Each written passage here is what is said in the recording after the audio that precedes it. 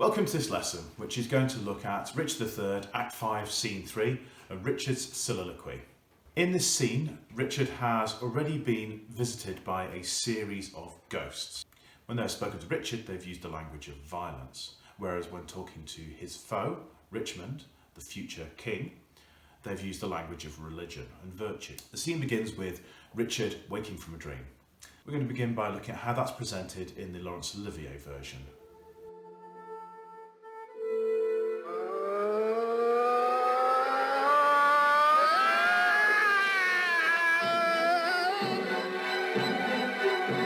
Give me another horse! Bind up my wounds!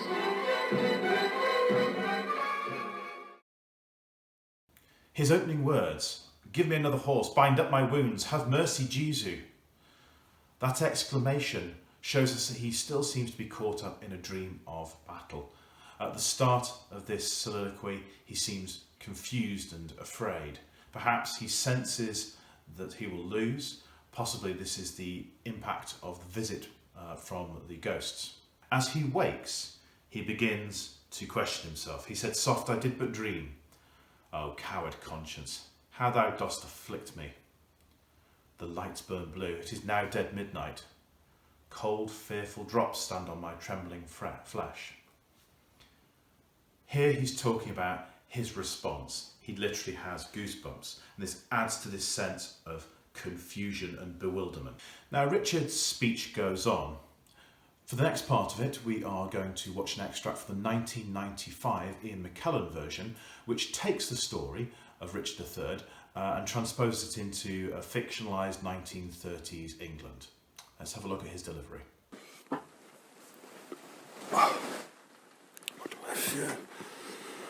There's no one else by. Richard loves Richard. That is I am I. Is there a murderer here? No. Yes, I am. As you can see, he still seems to be at this point half awake. He says, "What do I fear? Myself? There's none else by. Richard loves Richard, that is, I am I." So at this point he's questioning his own fear. He's already referred to coward conscience, so possibly he's starting to hint at the pangs of conscience and some degree of guilt. And then he goes on, he says, "Is there a murderer here? No." But then of course he realises that he is. "Yes, I am." "Then fly? What from myself? Great reason why, lest I revenge. What, myself upon myself? Alack." So here he is beginning to question his own fear, reasoning that there isn't a murderer in the room, but of course realises that he is. And we seem to see here that he's reflecting upon his own crimes, upon his own sins. He continues, and we'll go back to the Ian McKellen version for this. I love myself, but why? For any good that I myself have done unto myself. Oh no, alack, I rather hate myself. For hateful deeds committed by myself. I'm a villain. But I lie, I am not. Fool of thyself, speak well. I love myself. Wherefore? For any good that I myself have done to myself?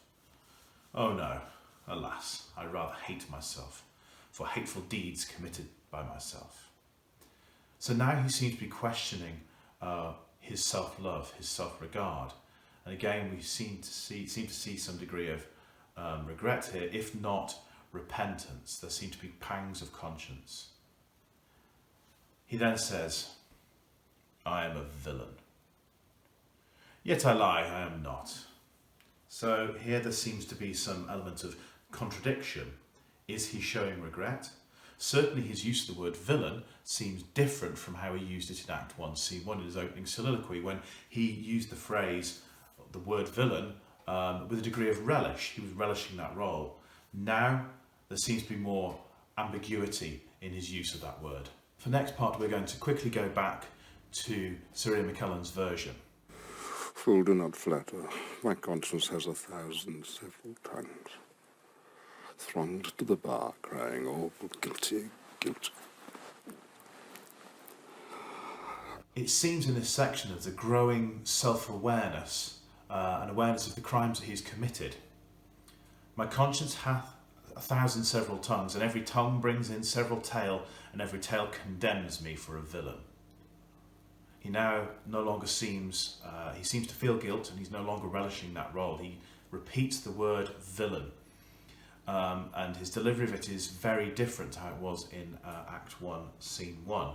There could possibly even be an element of guilt here. Perjury in the highest degree. Murder, stem murder in the direst degree. All several sins, all used in each degree, thronged to the bar, crying, all guilty, guilty.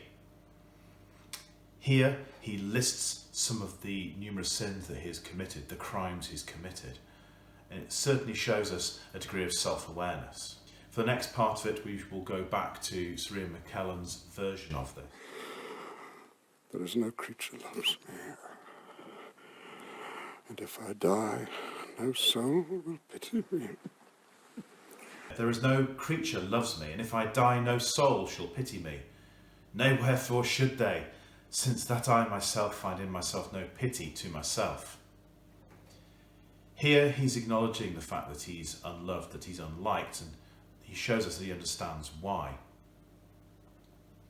He finishes off this soliloquy by saying, Methought the souls of all that I had murdered came to my tent, and every one did threat tomorrow's vengeance on the head of Richard. He seems to have some awareness of what has happened. In his dream, the ghosts of the victims have come to his tent to curse him, although obviously we've seen in the scene before that actually he has received these supernatural visitations. It's an interesting question at this point to ask that, do or can the audience pity him, given the crimes that he has committed, or does this perhaps feel like justice? Now we've looked at that scene, there are a few tasks we would like you to complete. The first task is to summarise what Richard says in his soliloquy. To summarise means to put it into your own words in a shortened version.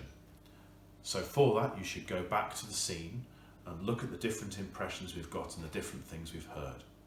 So you might start, for example, by saying that at the start of this scene he wakes confused, as if he has still been caught in a dream of battle. We might add something about the impression we get. In a summary, we are just looking for a short version of what we've seen and what we've happened. So at this point we don't need any additional textual evidence or quotes. The second question asks you to explain what impression the audience gets of Richard at this point. Again, you might look back at what we've just seen and look at the impression or different impressions that we've got. The sense of his confusion, his fear, his growing self-awareness of the crimes that he's committed and the repercussions these may have. We can also talk here about perhaps you may feel there is some element of guilt when he talks about coward conscience. The final question there is asking you to compare his soliloquy here to his opening soliloquy, especially in terms of his attitude towards himself as a villain. In that opening soliloquy, remember we had a character who embraced his villainy. And therefore, since I cannot prove a lover to entertain these fair, well-spoken days, I am determined to prove a villain.